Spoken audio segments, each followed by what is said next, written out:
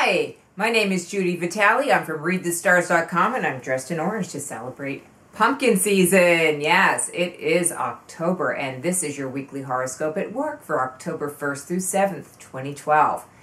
Wow, I don't know how much I can say about this week in just a few minutes because there's a whole lot. So please be visiting my site this week and check out a little bit more in-depth information about what is going to be happening with the big and significant events, as well as numerous events at the end of the week. The week will start out calmly enough. We will have, just like a really nice Monday and Tuesday, very productive, very easy to get the job done. Wednesday even will be nice, the nice steady Taurus moon, and then Venus moving into Virgo, to just kind of make everything that's beautiful able to come into form. So this is just like a really nice first 3 days of the week. I would definitely focus most of our energy on those first few days because the rest of the week gets very erratic. It's not that it's going to be a cataclysm or anything like that, but there will be various planetary energies shifting throughout the week and the weekend, and they're biggies. The first one that we're going to experience is Jupiter going into retrograde. As you may or may not know, as the planets go around, there's this little effect, sort of like when you're in a train station and your train is taking off and there's another train taking off at the same time, and one's going faster than the other, and the one that's going slower seems to appear to be going backwards to the one that's going faster. Well, that's what's going to be going on when Jupiter goes retrograde on Thursday at 9:18 a.m. Eastern Time.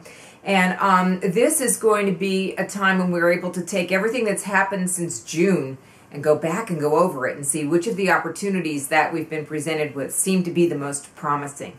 So I would encourage everyone to do that.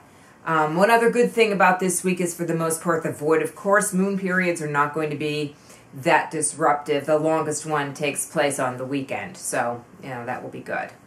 Friday, huge day for anybody who knows anything about the planet Saturn, and even if you don't, you will still be affected.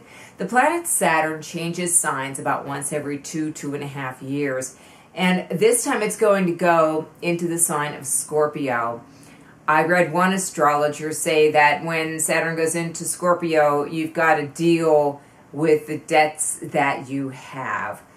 I think that those words are enough to maybe make me think about what could possibly happen in terms of society and the indebtedness that the world finds itself in, and the monetary system and all that kind of thing. I think that the issues around this situation are going to be multiplying over the next couple of years as Saturn works its way through Scorpio. If you are a Scorpio, you can expect to feel Saturn's effects rather profoundly. Saturn does not like being in your sign at all. Saturn is all about boundaries and this being this way and that being that way. And Scorpio is all about mixing everything up and being not deceptive exactly, but definitely in charge of presenting illusions so that certain things can be done undercover. So that's going to be the general feeling for people in Scorpio, is going to be one of like being worn down, tired. So build up your energy with diet, exercise, everything you can do. And if you have Saturn in Scorpio, you're going to be having a Saturn return. And if you need to know any of that, you can contact me personally to get a little bit more inside information. Mercury is also going to go into Scorpio on Friday. That's not as big a deal because that happens at least once a year, usually about once a year.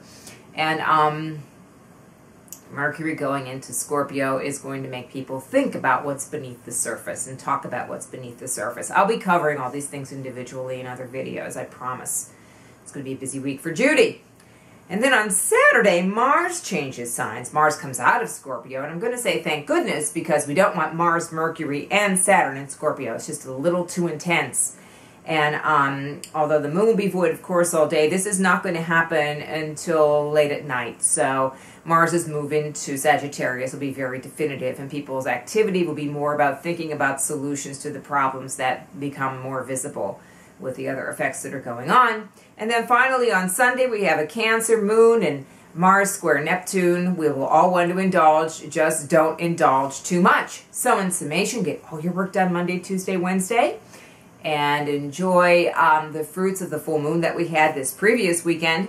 You know, look at what you have to work with and start working with it. And don't give up. Even with all the craziness that you hear about in the news, the world will still go on as long as we see it that way. Okay? If you have any questions or comments, you can address them to Judi, Judi, at readthestars.com.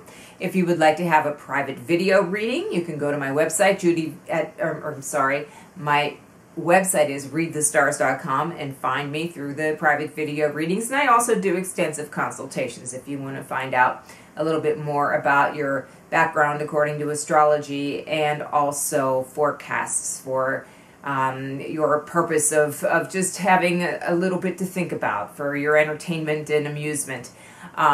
You can find me always here on YouTube and at Judi, Judi, at readthestars.com.